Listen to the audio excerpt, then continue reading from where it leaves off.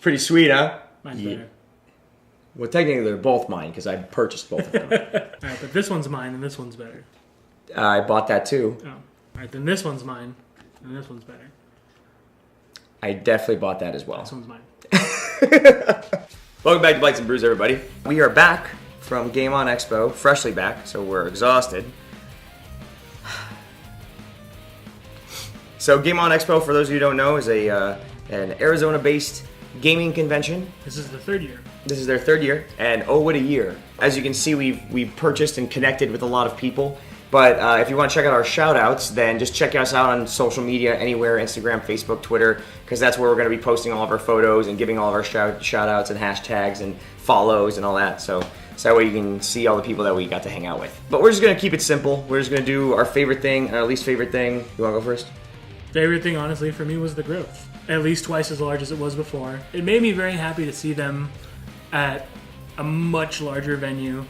It just opens up so much more possibilities for them. I get giddy when voice actors are announced for Comic-Con. Right.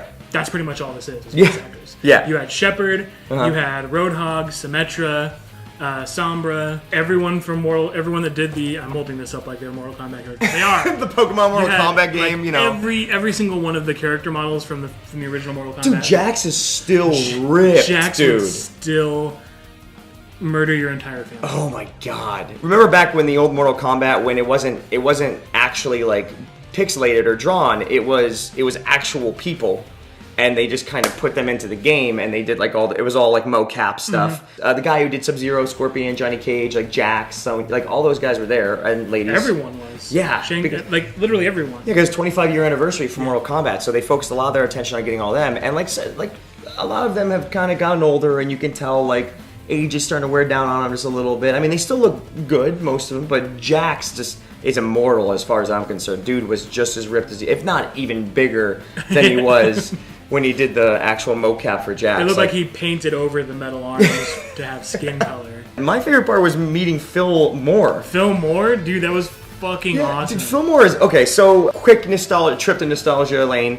Phil Moore, the host of Nick Arcade back in the day in the 90s. We got to hang out and interview him for Geek Life, which they'll probably post that up at some point. Just talking about what he's doing, and like he's actually doing something very similar to our channel, but on like a much grander scale, obviously, because he's Phil Moore and we're us. Yeah. But he's doing what's called Battle Arcade, which is kind of an offshoot of Nick Arcade, but for adults, because he realizes that his fan base has grown up, and they can do adult things like drink. And now we have money to throw at him. Right. He's just going to go around the country with like a little mobile setup to like barcades, like big barcades, like, you know, like Dave & Buster's, that kind of location. And essentially he's going to be doing Nick Arcade, but for adults, like on location. And during our interview, I mean, he was probably bullshitting us, but he did say that he's gonna have me on the show, and we shook on it. So we got footage, we got video footage.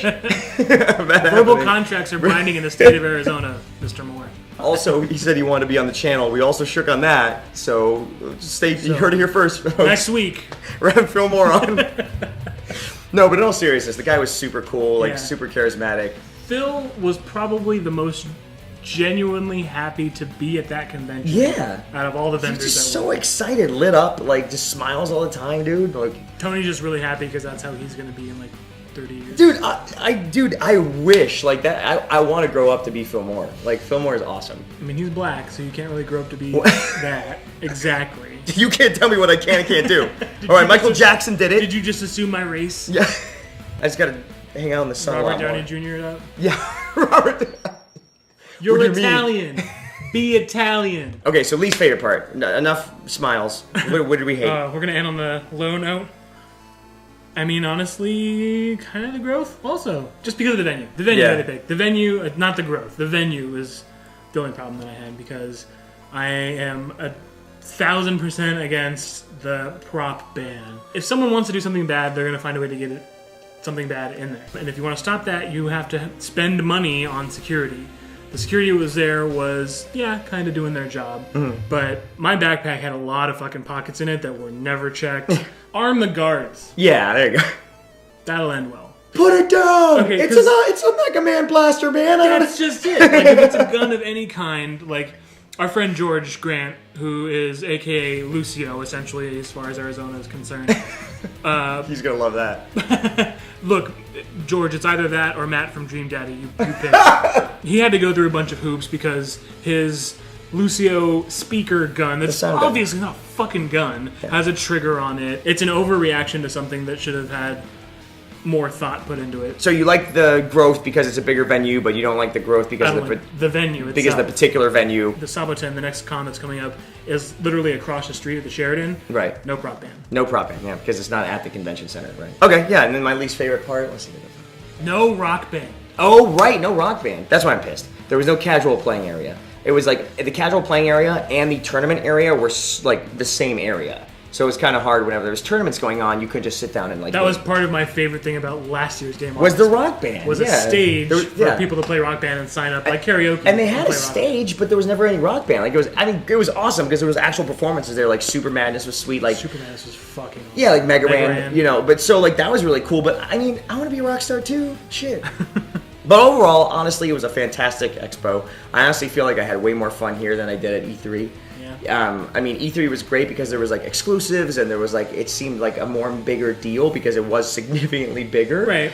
But just my overall like joy while I was there and having fun. For the third year of this being a thing, is pretty fucking sweet. Yeah, it's pretty awesome. And I would definitely recommend going next year. We want this to get bigger. The more support we throw at this thing, the better and cooler it's going to get. If you're a gamer and you live in Arizona, absolutely go. And there's or so not. many. We've had people come from.